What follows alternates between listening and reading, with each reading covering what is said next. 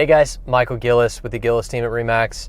I'm getting ready to leave the office, and just about every day on my drive home, I drive by this brand new store that's going up that for some reason I'm super excited about, and so I thought today I would take you there. So I'm going to buckle up and head that way. Hang on with me for just a second. Oh, also market update. I've got that coming too. Hang on just a second.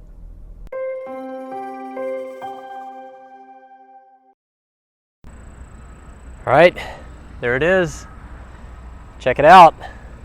Okay, I'm kind of joking. That's just the beginning of the site work, and who knows how long it'll actually take. But considering that this project is moving forward while some others on 610 and Aquia have stalled is super exciting. And so let me come right over here. Hang on. Okay. Hopefully I didn't oversell it too much. It's Publix.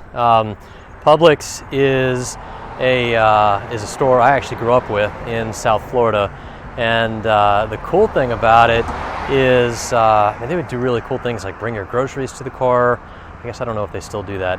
And they're kind of known for their subs. So better than that though is this is Mine Road, and you've got Embry Mill Park over there, and the really cool thing about this is with Mine Road now being complete, coming all the way through, connecting 610 to Courthouse Road, you're taking some of that traffic off of 610. Those of you that travel it every day, I know it still is what it is, but having a grocery store here is going to be amazing. It's going to take this area of Stafford off of the Courthouse Road exit that the county is pushing a lot of development into, and it's going to give it something to build off of. Having a grocery store keeps, big trucks going by, is going to keep some of these folks off of 610 and maybe even away from 95. We travel all the way down to Fredericksburg and go to Wegmans. So that's really cool. Hang on one second. I'm going to run back over this way and I'll give you a quick market update. Okay. All right. So I'm back here in the car. I don't know how loud some of that stuff was going by me, and I wanted to get some of these numbers out. I'm going to reference this down here just because it was way too much to remember in my head. But we're going into fall. So it's early October, and a lot of the question that I get there is, well, what does that mean? What does that mean for the market? Does that mean everything is going to slow down or everything's going to die?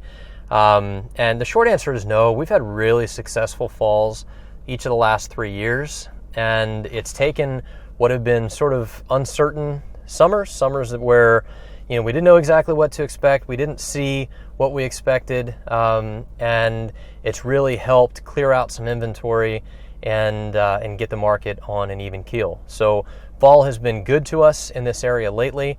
And at least the way we're going into it is a real positive. So if I look at some of these numbers, I've got it broken down into Fredericksburg and Stafford, but in Fredericksburg, we're seeing some inventory that's a lot lower than we expected. So current inventory is down over 34% versus last year. So when I pulled this a couple days ago, we were at 767 homes on the market in Fredericksburg versus just over 1,030 last year.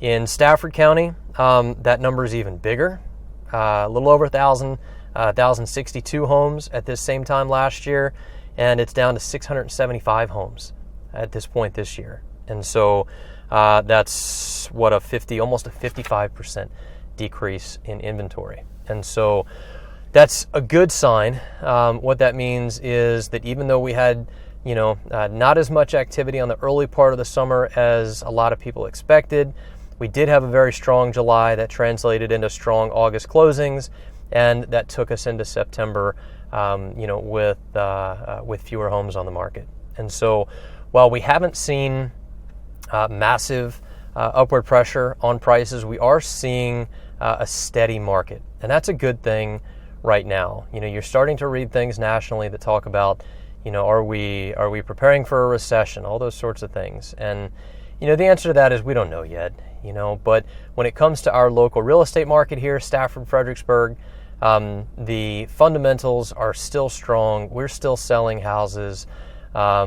And if I look at the numbers, we're still seeing, they're modest in some cases, but we still are seeing price increases year over year, so from 2018 to 2019. And so we'll be watching the market as as the fall goes by and as we get into next spring.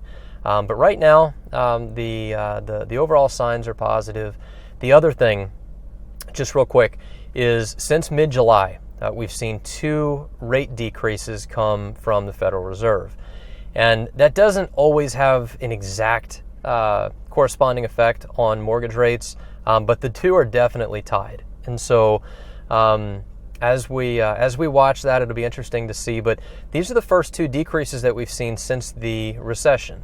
And so that should put downward pressure on rates. We've been fortunate to have really low rates for a really long time. They started to creep up after we had a couple of these increases, but quickly the Fed has taken them back down a half a point just in the last few months. And so for buyers, that's great. That increases your purchasing power. For sellers, it means buyers can afford a little bit more than they would at a higher rate.